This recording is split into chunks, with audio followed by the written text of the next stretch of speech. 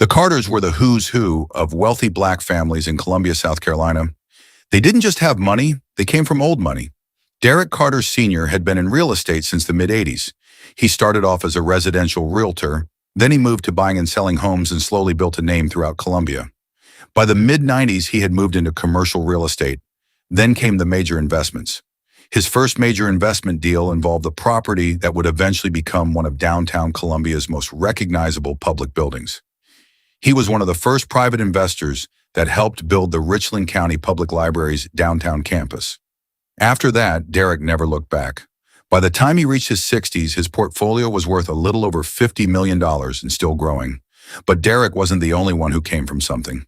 His wife, Glenda, was his high school sweetheart. They had been married for 40 years. Glenda came from wealthy low-country landowners. Her family had held onto land for generations, and she eventually inherited interests in 5 parcels still controlled through the family trust. She and Derek had both graduated from the University of South Carolina, and over the years, the Carters became major contributors to the Alumni Association.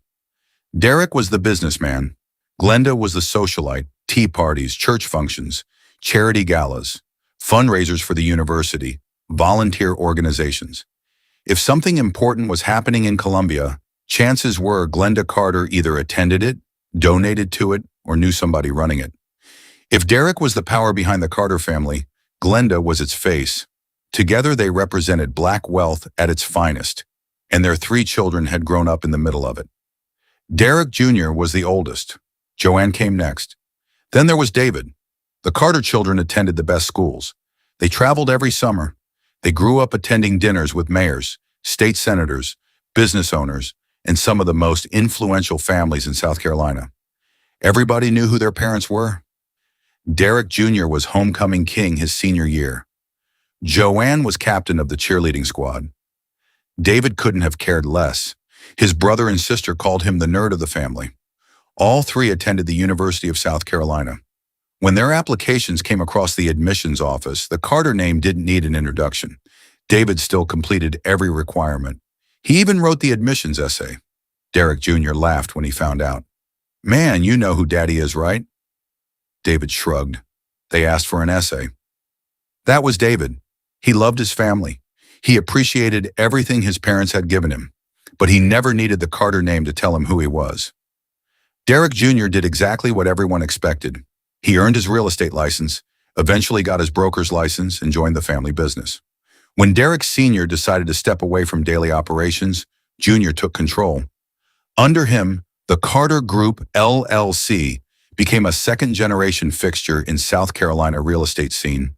Joanne went into banking. She handled major commercial accounts and quickly moved into executive management. She loved the life that came with being a Carter. Designer clothes, expensive bags, luxury vacations, exclusive events. Junior wasn't much different. He spent money on property, trips, watches, and sports cars. David wanted something completely different. He wanted to be a mechanical engineer. His siblings didn't understand it. One night during family dinner, Junior laughed. "All this money and my little brother wants a hobby." Joanne laughed. David smiled, but he wasn't joking. Engineering wasn't a hobby. It was his dream. David had access to the family money. He just rarely used it. He wanted to build something that belonged to him. And without realizing it, that decision was preparing him for the biggest choice he would ever make. Because one night after another, Carter family dinner, David saw her. The family had just walked out of an upscale restaurant. Derek Sr. and Glenda headed toward their car. Junior and Joanne were still talking about something that had happened during dinner. David noticed a woman standing several spaces away. She was wearing the restaurant uniform. The hood of her car was open. She looked exhausted. David started walking toward her. "David!" He turned.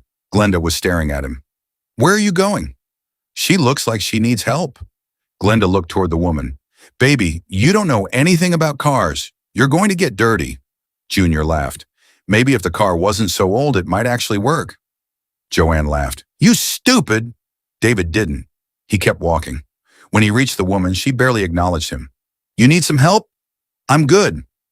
David looked at the open hood. "You sure?" She finally looked at him.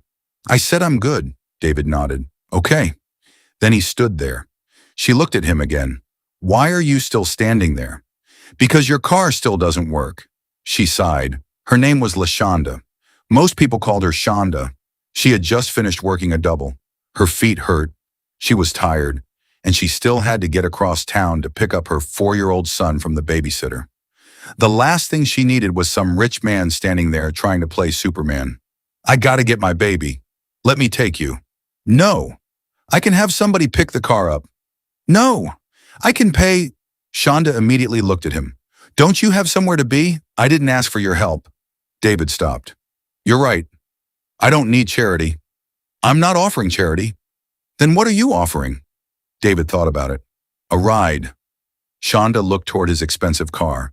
Then she looked toward the Carter family watching them. Those your people? David glanced over his shoulder. Unfortunately, how'd you guess? That almost made her smile. Almost. Eventually, Shonda gave in. David arranged for the car to be picked up and drove her to the babysitter. When they arrived, Shonda went inside the apartment. A few minutes later, she returned holding the hand of a little boy. Cameron climbed into the back seat. His eyes immediately started exploring the expensive interior. Then he looked at David. Mommy, who's your friend? He's not my friend. David looked into the rearview mirror. I'm David. The little boy smiled. I'm Cameron. Nice to meet you, Cameron. Cameron looked around again. Is this your car? Yep. I like it. It's nicer than my mama's car. Are you rich? Cameron, Shonda scolded. David laughed. It's okay. Cameron waited. David glanced at Shonda. My parents are. Shonda looked at him. That answer surprised her. He could have said yes. He didn't. David drove them home. When they reached Shonda's apartment, Cameron jumped out. Shonda thanked David. Then David took his shot. Can I take you out? No. David laughed. Dang, you didn't even think about it. Didn't have to. Why not? Because I know men like you. You met me 2 hours ago. Exactly.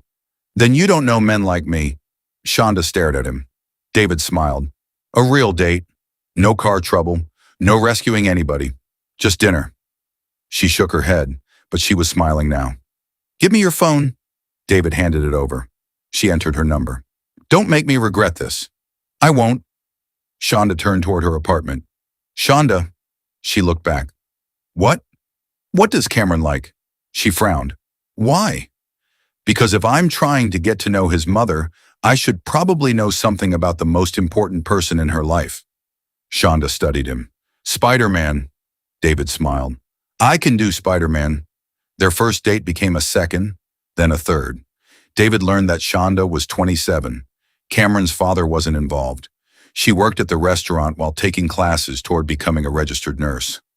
Life wasn't easy. Rent, daycare, tuition, food, car repairs. Every time Shonda got ahead, something seemed to knock her backward, but she kept going. David admired that about her. One night she asked him about his own dreams. I'm a mechanical engineer. I know what you do. I asked what you want. David smiled. Nobody ever asked him that. My family thinks engineering is something I'm doing until I'm ready to join the company. What do you think? I want to build things. Then build things. David laughed. You make everything sound easy. No, I just don't understand why a grown man needs permission to have a dream. David stared at her. Shonda continued eating. What? I think I love you. She almost choked. You better not. David laughed. But the truth was, the more they spent time together, the more he liked her. She was normal. She kept him grounded. And he wasn't only falling for Shonda. There was Cameron. David, why do airplanes fly? David, why does a car need oil? David, can you build a robot? Every time David came around, Cameron had another question. David started bringing little model kits over. Cars, airplanes, engines. One Saturday afternoon, Shonda stood in the doorway watching David and Cameron build a model car on the living room floor. Cameron couldn't stop smiling. Neither could David, and that's when Shonda became afraid, because this wasn't casual anymore. David wasn't pretending to care about her son. He loved him, and Cameron loved David right back. Eventually, the Carter family realized how serious the relationship had become. Derek Sr. was cautious. Jr. made jokes. Joanne couldn't understand what David saw in a waitress with a child. But Glenda was different. Glenda was furious. At first, she tried being subtle. She mentioned daughters of families they knew. One was an attorney. Another was finishing medical school. Another came from one of the most prominent black families in Atlanta. David wasn't interested. Then Glenda started arranging opportunities for him to meet them. David stopped showing up. Finally, she confronted him. David, there are thousands of women in this city. Okay? Educated women, successful women, women from good families. Why are you so stuck on this waitress? Shonda is from a good family. David smiled. Glenda stared at him. You know exactly what I mean. David leaned forward. No, Mom. Say what you mean. Glenda hesitated. Then she said it. She is not one of us. David's expression changed. What exactly are we? Don't do that. I'm asking. We have worked too hard for you children to have opportunities we never had. And I'm grateful. Then act like it. David stood. I love her. Glenda froze. What? I love Shonda. That was the moment Glenda realized this wasn't going away. Several months later, David asked his parents to sit down with him. Junior and Joanne were there too. David didn't waste time. I'm going to ask Shonda to marry me. Glenda shot out of her chair. Absolutely not. Mom, no. Derek Sr. looked at his wife. Glenda. He said, don't Glenda me. She turned back toward David. You cannot be serious. I've never been more serious. You are a Carter. I know my name. Then start acting like it. David stared at his mother. What does that mean? It means you have a responsibility to this family. To do what? Marry somebody you pick? To marry somebody who understands the life we built. Shonda understands me. She worked in the restaurant where you met her. She screamed. David's jaw tightened. She's a nursing student. She's the help. The look on Glenda's face made everyone in the room uncomfortable. There was nothing but silence. Even Junior stopped smiling. Derek Sr. slowly stood. Glenda. But David raised his hand. No, Dad. He looked at his mother. She's not the help. Glenda was too angry to stop. She has another man's child. David stepped forward. Don't talk about Cameron. Glenda stared at him. That boy is not your responsibility. David's voice dropped. Maybe I want him to be. Glenda couldn't believe what she was hearing. You are willing to throw your future away for this woman? No, I'm building my future with her. Glenda's eyes narrowed. Then understand something. Derek Sr. already knew where she was going. Glenda, don't. But she did. If you marry that woman, I will have you removed from my family's trust. The room went silent. David looked at his mother. 5 parcels of land, millions of dollars, generations of wealth, his inheritance. Everything Glenda believed would make him reconsider. David nodded. Okay. Glenda blinked. What? Take me out. Even Junior looked shocked. David, man. David looked at his brother. I'm good. Then back at his mother. I love you. You're my mother and nothing is ever going to change that. Glenda's eyes filled with anger. But if being a Carter means I have to decide Shonda and Cameron aren't good enough to be part of this family, then I don't need the money. David walked out. Glenda stood there trembling. Derek Sr. said nothing. Not yet. Days passed. David didn't call his parents. He refused to apologize. He didn't change his mind. And Derek Sr. started thinking. He thought about Shonda. He thought about Cameron. He thought about where he and Glenda had come from. Slowly, Derek Sr. started to see David's decision a little different, Glenda noticed. Don't tell me you're supporting this. I'm supporting our son, he said, looking his wife in the eyes. He's making a mistake. Maybe. Derek looked at his wife.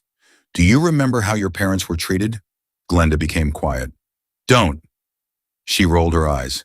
Do you remember how mine were treated? That's different. Is it? Glenda's eyes narrowed. Don't you dare compare me to those people. Derek stood. I'm asking you when we became them. Glenda looked away.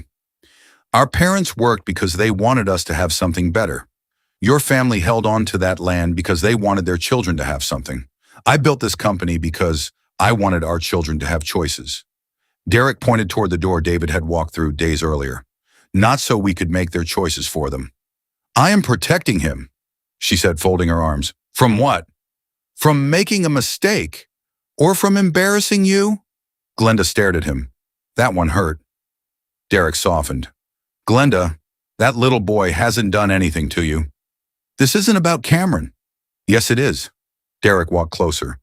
He's 4 years old. Glenda looked away. He's got a mama who loves him.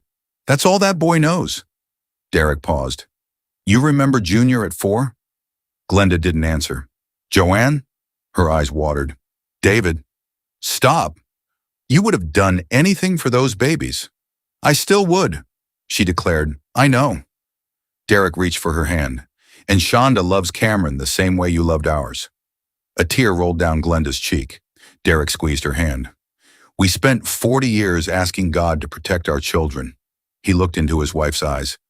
Maybe we ought to stop punishing another mother for doing the same thing. Glenda pulled her hand away.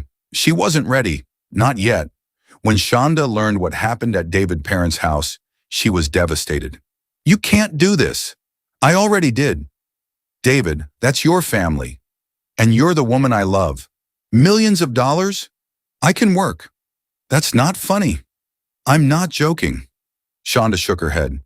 I don't want Cameron growing up thinking I came between you and your family. David sat beside her. You didn't. Your mother hates me. My mother doesn't know you. She called me the help. David became quiet. Shonda wiped her tears. I love you, but I won't let you destroy your family for me. David took her hand. I'm not destroying my family. He looked toward Cameron playing across the room. I'm asking my family to accept the people I choose to be my family. Shonda cried. David held her. Later that evening, he found Cameron playing with one of their model cars. Cameron looked up. Yeah? Can I ask you something? Yeah. How would you feel if I married your mommy? Cameron's eyes got huge. I don't know. You're gonna live with us. David laughed. That's usually how it works. Cameron jumped up and hugged him. David closed his eyes. That was all the permission he needed. A few weeks later, David proposed to Shonda. She was torn between marrying the man she began to love and his family disowning him. She closed her eyes and said to herself, he chose me, and I chose him too. She opened her eyes and said yes. When Glenda learned the wedding date, she refused to go. She battled herself for 2 months. The day of the ceremony, Derek Sr. was putting on his suit. You coming? No. Glenda. I said no. Derek nodded. Then you're going to miss your son's wedding. She sat alone in the room. She sat with her memories. She remembered holding him after he was born, his first day of school, his graduation, watching him walk across the stage at the University of South Carolina. And now she was going to miss his wedding because the woman he loved didn't have enough money. Glenda started crying. Then she made a decision. But before going to the wedding, she needed to make one stop. Shonda was getting ready when someone told her she had a visitor. Her makeup artist paused as she stood up. She walked into the next room. Glenda was standing there. For several seconds, neither woman spoke. Then Glenda stepped forward. I owe you an apology. Shonda remained quiet. I judged you before I knew you. Glenda struggled with the words. I spent so much time worrying that someone would only love my son for what he had. She looked at Shonda. That I never bothered to see that you loved him for who he was. Shonda's eyes filled with tears. Glenda continued. And I said things about your son that no mother should have to hear. That was harder. I'm sorry, Shonda nodded. Thank you. Glenda took a breath. I know an apology doesn't erase it, and I know you don't have to accept it. I probably shouldn't. Glenda accepted that. Then she smiled slightly. But I was wondering, Shonda waited, if there's still a seat for the groom's mother. Shonda smiled. There always was. Glenda hugged her, and for the first time, neither woman was thinking about money. They were simply two mothers who loved their sons. David stood at the altar. Cameron stood beside him in a little tuxedo. Derek Sr. sat proudly in the front row. Junior and Joanne were there too. Then David looked toward the entrance. His mother walked in. David's eyes filled with tears. Before taking her seat, Glenda walked to him. She reached up and fixed his tie, just like she had when he was a little boy. I love you. David hugged her. I love you too, Mom. Glenda took her seat. Derek Sr. looked at his wife and smiled. David married Shonda. Derek Carter Sr., the man who had spent decades building a real estate empire, couldn't stop looking at the little boy standing beside his son. For the first time, he had a grandson. Months later, the Carter family gathered for dinner. Something was different. Cameron came running through the house. "Grandpa!" Derek Sr. turned immediately. "There's my man!" Cameron jumped into his arms. Derek lifted him off the floor. Glenda watched her husband laughing. She hadn't seen him that happy in years. Then Cameron spotted Joanne. "Auntie JoJo!" Joanne froze. "Auntie who?" Cameron ran over and hugged her. "Auntie JoJo." Joanne looked down at him. Nobody had ever called her that before. She smiled. "Hey, baby." Then Cameron saw Junior. "Uncle Junior." Junior laughed. "Hold up. Who told you to call me Uncle Junior?" Cameron pointed across the room. "Dad." Everything stopped. David looked at Cameron. Shonda covered her mouth. Because Cameron hadn't said David. He said Dad. David just smiled. Junior looked at his little nephew, then at his brother. He knelt down. "Come here, man." Cameron ran into his arms. Junior picked him up. "Uncle Junior, huh?" Cameron nodded. "I can work with that." Everybody laughed. Joanne moved beside them. "And I'm Auntie JoJo." Cameron smiled. "Yep." Glenda looked around the room. Her husband, her children, her new daughter-in-law, her grandson. For years, she thought protecting the Carter legacy meant protecting the money, the land, the trust, the name. But David had taught them something none of their wealth ever could. You can inherit money. You can inherit property. You can inherit a name. But those things don't make a family.